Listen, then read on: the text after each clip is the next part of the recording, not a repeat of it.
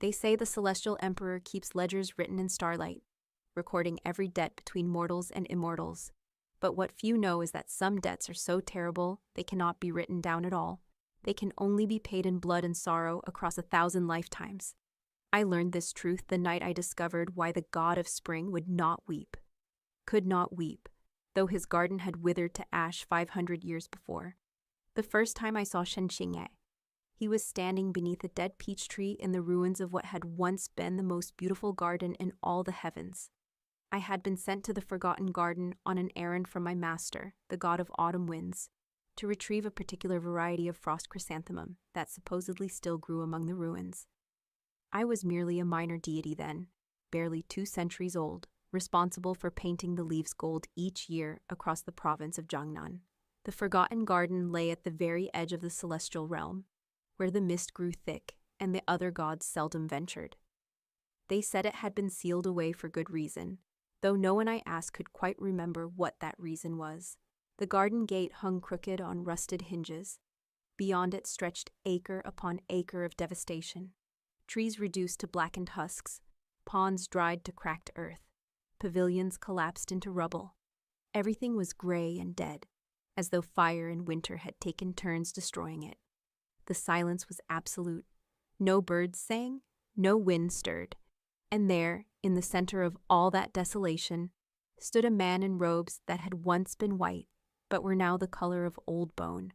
His back was to me, one hand resting on the trunk of a peach tree that looked as though it had been dead for centuries. His hair fell unbound down his back, tangled with bits of ash and withered leaves. I approached cautiously, even in his stillness. There was something about him that made the air feel heavy, as though the weight of his presence could bend the world. "Forgive the intrusion," I called out. "I am Jun Beishan, servant of the autumn wind. I was told this garden was abandoned." He did not turn. For a long moment, I thought perhaps he had not heard me. Then he spoke, and his voice was like winter rain on stone, cold, steady, devoid of anything soft. "It is abandoned," he said. "I remain." "Then you are the caretaker?" "I am the keeper of debts." He turned then, and I saw his face. He was beautiful in the way a sword is beautiful, all sharp edges and dangerous lines. His eyes were the pale gray of dawn mist, and they looked at me without really seeing me, as though he were gazing at something infinitely far away. His face bore no expression at all. It was like looking at a mask carved from jade. "I know you," I said, though I had not realized it until that moment. "You're Shen Qingye, the god of spring. They say you disappeared 500 years ago." "I did not disappear," he said. "I was made to remain." I glanced around at the devastation. What happened here? "Everything that was promised," he replied, and turned back to the dead tree. I should have left then. Any sensible deity would have gathered their chrysanthemums and departed. But there was something in his stillness that troubled me, like a word on the tip of the tongue, or a melody half remembered. I found myself walking closer instead. "The tree is dead," I observed. "Yes." "All the trees are dead." "Yes." "Yet you stand here as though waiting for something." For the first time, something flickered across his face, not quite emotion, but its ghost. "I am waiting for nothing." Waiting requires hope, and I was relieved of that burden long ago. "Then why remain at all?"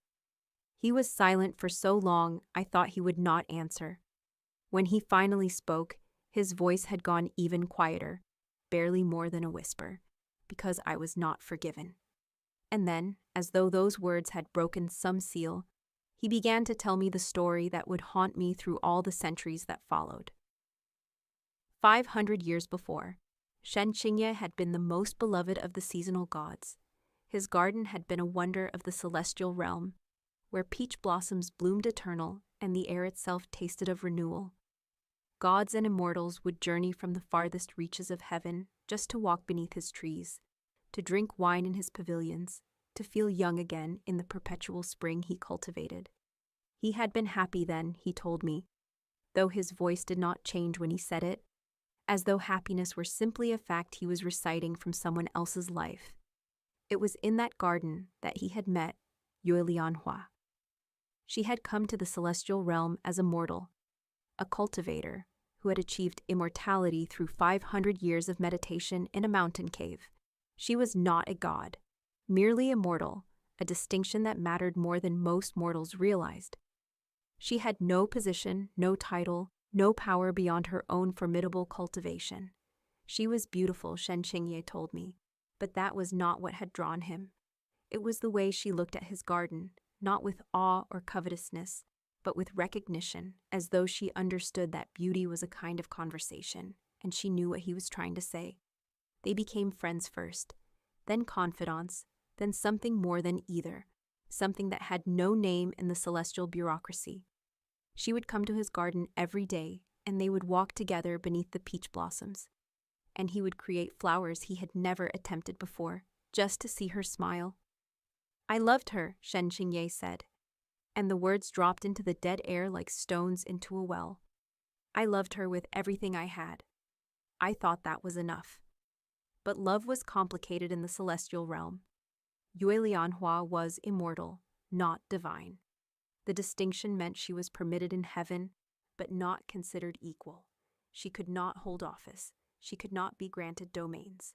She existed in a liminal space, tolerated but not embraced. Shen Qingye had not cared about such distinctions. He had asked her to marry him in the mortal fashion. No celestial petition, no approval from the Jade Emperor, just a promise between two people who loved each other. She had said yes. They should have been happy. They were happy for a time. But there had been another who loved Yue Lianhua, or claimed to love her, though Shen Qingye's voice went bitter as winter frost when he said this. Wen Xiaoran, the god of rivers, had desired her since the moment she ascended.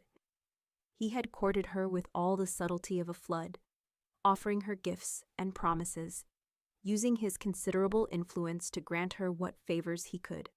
She had refused him repeatedly, gently at first, then more firmly. When she married Shen Qingye, Wen Xiaoran's desire had curdled into something uglier. He came to me, Shen Qingye said, 3 months after our wedding. He told me I had taken something that did not belong to me, that a seasonal god had no right to claim a cultivator who could have allied herself with one of the great elemental powers. He said I had been greedy, that I had overstepped. Shen Qingye had dismissed him. It had been a mistake. Wen Xiaoran had gone to the celestial emperor himself. He had claimed that Shen Qingye had violated celestial law by marrying without permission, that he had grown arrogant in his power, that he was using his domain to seduce mortals and immortals alike, promising them eternal spring in exchange for their devotion. Every word was a lie, wrapped around a grain of truth. Yes, Shen Qingye had married without permission, but such permission was merely a formality, rarely denied. Yes, his garden was a place of great beauty, but he had never used it to manipulate anyone. The emperor, swayed by Wen Xiaoran's arguments, and perhaps by the political weight the god of rivers carried, had summoned Shen Qingye to the celestial court. He had demanded an explanation. Shen Qingye had provided one, truthful and complete. He had expected understanding. He had expected forgiveness for a minor procedural oversight. Instead, the emperor had pronounced judgment. As punishment for his presumption, Shen Qingye would remain god of spring. But his garden would be sealed for 1 year, and he would be prohibited from seeing Yue Lianhua for that same period. A light punishment, the emperor had called it. A reminder of proper order. But Wen Xiaoran had not been satisfied with a light punishment. Shen Qingye's voice went flat as a dead man's when he reached this part of the story. Wen Xiaoran had gone to Yue Lianhua. He had told her that Shen Qingye had been punished severely, that the emperor was considering stripping him of his divinity entirely, that only a formal appeal from someone of sufficient influence could save him. And Wen Xiaoran, as god of rivers, had such influence. If Yue Lianhua would agree to dissolve her marriage and accept his courtship instead, he would speak on Shen Qingye's behalf. If she loved Shen Qingye, truly loved him, she would make this sacrifice to save him. She had believed him, or perhaps she had simply loved Shen Qingye enough to take no chances. She had agreed to Wen Xiaoran's terms. The marriage was dissolved. She was bound to the god of rivers by oaths and obligations before she realized she had been deceived. When Shen Qingye emerged from his year of separation and discovered what had happened, he had gone to Yue Lianhua. She had stood before him in the Palace of Rivers, wearing the colors of Wen Jiaoran's household, and explained what she had done and why. She had wept, she had apologized. She had reached for him. He had stepped back as though her touch might burn him. I told her, Shen Qingye said, that she was weak, that if she had truly loved me, she would have trusted me, that she had betrayed everything between us for a lie she was too foolish to see through. I told her I would never forgive her, that she had chosen Wen Jiaoran, and now she could live with that choice for eternity. He paused. The silence stretched. Somewhere in the distance, a stone fell from one of the ruined pavilions. I meant every word, he continued. I was so angry. I thought my anger was righteous. I thought I was the wronged party, the victim of her weakness and Wen Jiaoran's cruelty. I wore my pain like armor and my rage like a crown. I went back to my garden and shut the gates and refused to see anyone. 3 months later, Yue Lianhua had walked into the sea and let the water take her. Immortals could die. It was not easy. They had to choose it, had to surrender their immortality willingly and let go of their cultivation. But it could be done. Yue Lianhua had done it. They found her on the shore.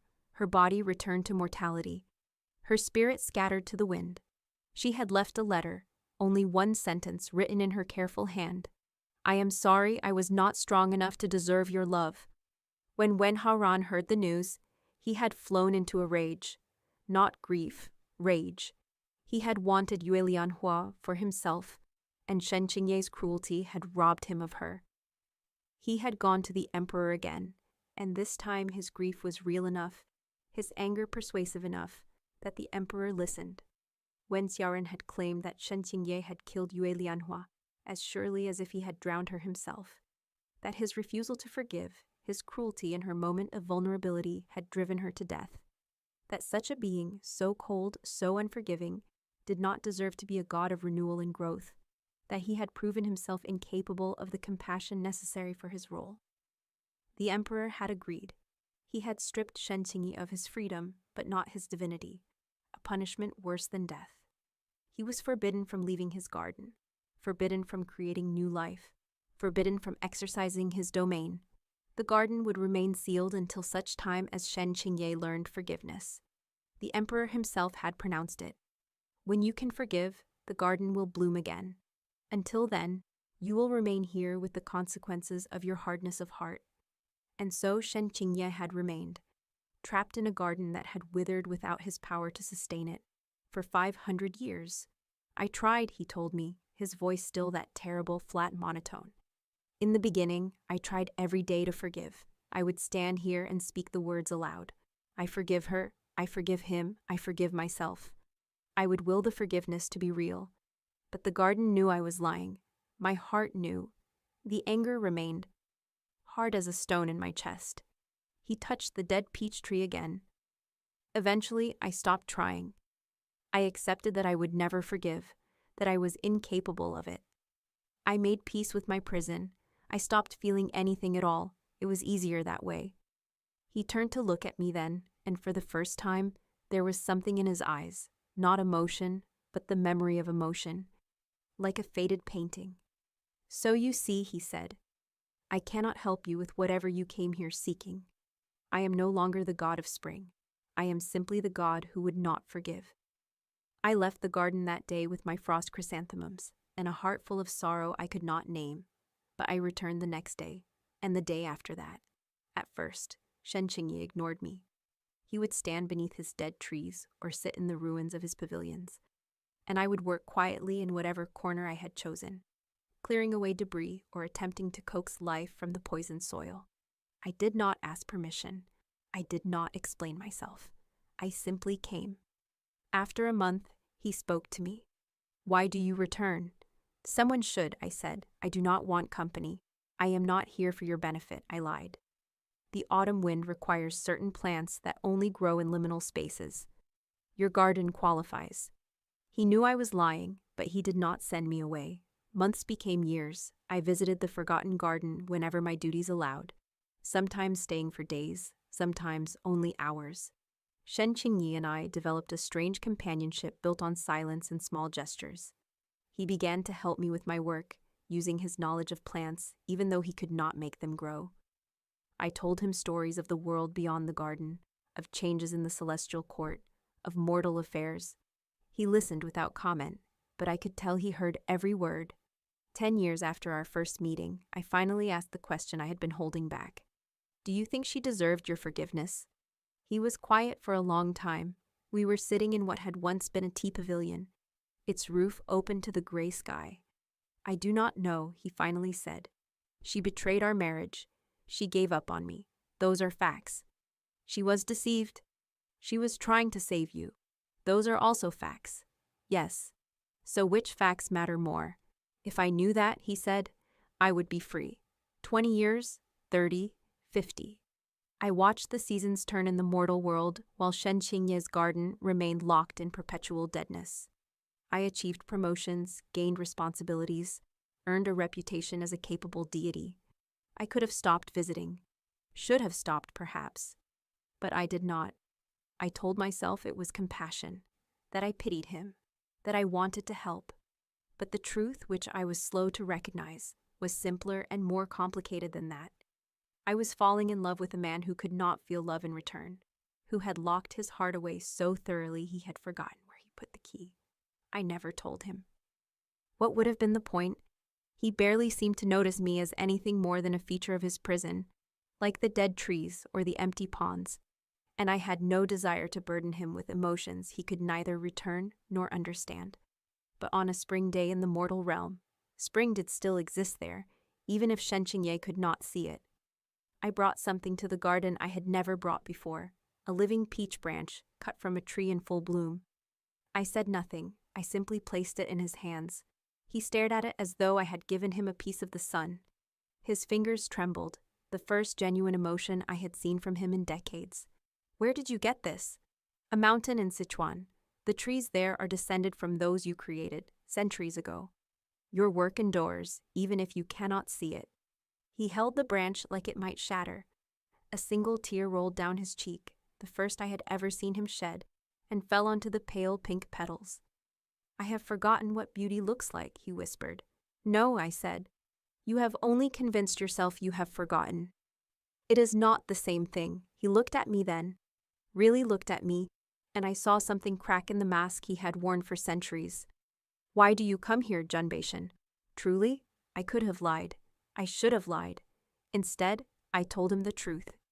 Because I loved someone once who gave up everything for me, and I was not kind to her in return. I see myself in you, and I am trying to learn what forgiveness looks like. I thought we might learn together. It was not entirely true. I had taken his story and made it a mirror, but it was true enough. And sometimes, the right lie at the right moment is the truest thing you can say. Shen Qingye closed his eyes. The peach branch in his hands began to glow with a faint light, as though remembering what spring felt like. I do not know how to stop being angry, he said. Then stop trying to stop, I suggested. Be angry. Let yourself be angry, but be other things too. Be sad, be regretful, be anything except empty. What if the anger is all I have left? Then we will start there and see what grows. It took another 50 years, but gradually, painstakingly, Shen Qingye began to feel again.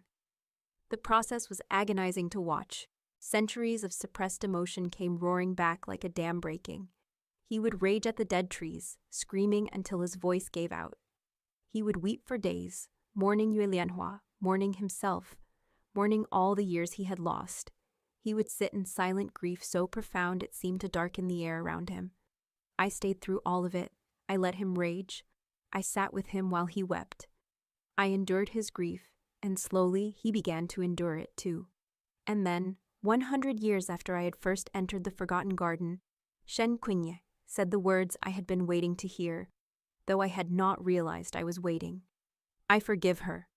He said it quietly, standing beneath the same dead peach tree where I had first found him. His voice was steady, his eyes were clear. She did what she thought was right, he continued. She was afraid and she was deceived, and she made the best choice she could with the information she had. She was not perfect. She was not strong enough to see through Wen Xiaoren's lies. But she loved me. I know she loved me, and I forgive her for being imperfect. The garden did not bloom. The trees remained dead. The pond stayed dry. The sky above did not clear. Nothing changed. Shen Qingye looked around slowly, and I watched hope drain from his face. I meant it, he said. I truly forgive her. Why did nothing change? And then I understood what the Celestial Emperor had known, what the punishment had always been. The curse was never about forgiving her, I said softly. He turned to me, and I saw comprehension dawning in his eyes. It was about forgiving yourself, I finished. He sank to his knees in the dead grass. I cannot, he whispered. I drove her to death. I was cruel when she needed kindness. I punished her for loving me. How can I forgive that? The same way you forgave her, I said. By recognizing that you are imperfect, that you were hurt and angry and acted from pain, that you did the best you could with what you knew. It is not the same. Why not? Because she did not mean to hurt me. I meant to hurt her. I wanted her to suffer as I was suffering. I achieved exactly what I intended. And you have suffered for it every day since, I said. How much punishment is enough, Shen Qingye? How many centuries must you pay for a moment of cruelty born from heartbreak? If Yue Lianhua were here, do you think she would want this for you? She is not here, he said, and his voice broke. She is not here, and it is my fault, and I will never see her again, and I do not know how to bear it. I knelt beside him in the dead garden and took his hand. Then do not bear it alone. He gripped my hand like a drowning man gripping driftwood, and he wept. Not the restrained tears of before, but great racking sobs that shook his entire body. He wept for Yue Lianhua. He wept for himself. He wept for all the years he had lost to anger and pride. And I held him while he broke apart, and I hoped that breaking was the first step toward healing. Time passed. Seasons turned in the world beyond the garden walls. Shen Qingye began slowly to speak about Yue Lianhua, not with pain but with fondness. He told me stories of their time together, how she had laughed, what she had loved, the plans they had made. He honored her memory instead of being tortured by it. And one day he said to me, I think I hated myself more for surviving than for failing her. I am still here, and she is gone, and that seemed like the greatest injustice of all. But you did not choose to survive, I pointed out. You were forced to endure. There is no guilt in that. Perhaps, he said. Or perhaps I am finally ready to stop looking for reasons to punish myself. He stood and walked to the dead peach tree at the center of the garden. He placed both hands on its trunk, and he spoke, not to me, but to himself, to the garden, to whatever cosmic force had bound him there. I was imperfect, he said. I was hurt and angry, and I hurt someone I loved because I was too proud to see past my own pain. I have regretted it every day for 500 years. I have punished myself in ways the Emperor never could. And now I choose to stop. I choose to accept that I made a terrible mistake, that I cannot undo it, that I must live with it. And I choose to forgive myself anyway, not because I deserve forgiveness, but because holding on to this anger will not bring her back. It will only keep me here, trapped in a moment that ended centuries ago. So I forgive myself. I forgive the man I was, and I release him from his prison. The change was not dramatic. There was no thunderclap, no burst of divine light, but slowly, quietly, the tree beneath his hands began to change. The gray bark darkened to brown. A bud appeared, then another. Within moments, the entire tree was covered in them, and they began to open, pale pink petals unfurling like prayers. The transformation spread outward from that first tree like ripples in a pond. Color returned to the garden, green grass, brown earth, blue sky. The ponds filled with clear water. The pavilions straightened and repaired themselves. And everywhere, peach blossoms bloomed, their fragrance filling the air with the scent of spring. Shen Qingye stood in the center of his reborn garden and wept again. But this time the tears were not bitter. They were cleansing, like rain after a long drought. It is beautiful, he said. I had forgotten how beautiful it was. You made it beautiful, I said. You created all of this.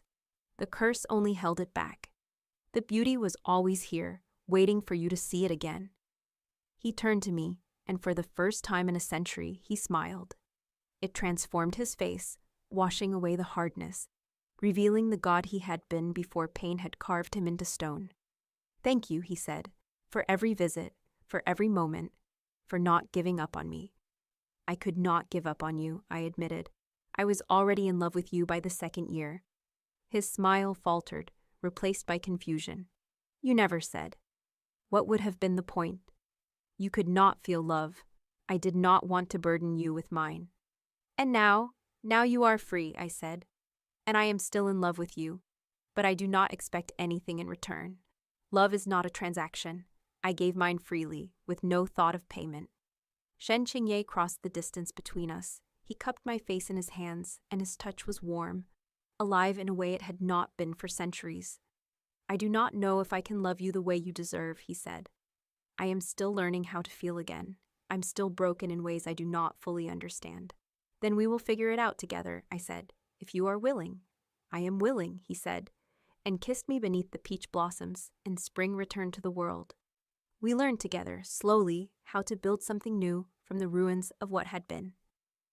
Shen Qingye reopened the garden, and gods and immortals returned to walk beneath his trees. He resumed his duties as god of spring, and the world below bloomed more beautifully than it had in 500 years. But he was different now, gentler, more patient, less certain of his own righteousness. Suffering had tempered him, and forgiveness had freed him, and he carried both lessons forward. As for Wen Xiaoren, the god of rivers, his cruelty eventually caught up with him. Though not in the way anyone expected, the celestial emperor, upon learning the full truth of his deception, for the truth always comes out, given enough time, did not punish him with imprisonment or loss of power. Instead, he assigned Wen Xiaoran to manage the rivers of the desert regions, where water was scarce, and every drop had to be carefully measured out to those in desperate need. It was a lesson in how precious love could be when it was not given freely, and how empty power felt when it could not command what mattered most. I heard that Wen Xiaoran went mad after 300 years and had to be relieved of his duties. I felt something like pity for him, but only something like. Some lessons come at too high a price to inspire sympathy. Yue Lianhua never returned, of course. Death is final, even for immortals who choose it. But I like to think she knew somehow that Shen Qingye had finally forgiven himself, that the garden bloomed again because he had learned the lesson she had died trying to teach him, that love requires forgiveness, and forgiveness requires the courage to be imperfect. On the anniversary of her death each year, Shen Qingye creates a single white peach blossom, her favorite, and places it in the pond at the center of the garden. The blossom never wilts. It floats there, perfect and eternal. A memorial and a promise. And sometimes, when the light is just right and the air is filled with the scent of spring, I swear I can hear her laughing, pleased that something beautiful finally grew from all that sorrow. The garden flourishes now. Love grows there, and forgiveness, and the understanding that healing is not about forgetting the past, but about learning to carry it without letting it crush you. Shen Qingye tends his trees and welcomes visitors and smiles more often than he frowns. And at night, when the lanterns are lit and the petals fall like snow, he holds my hand and tells me stories of what will bloom tomorrow. It is enough. It is more than enough. It is spring, eternal and true, born from the ashes of winter and the courage to begin again.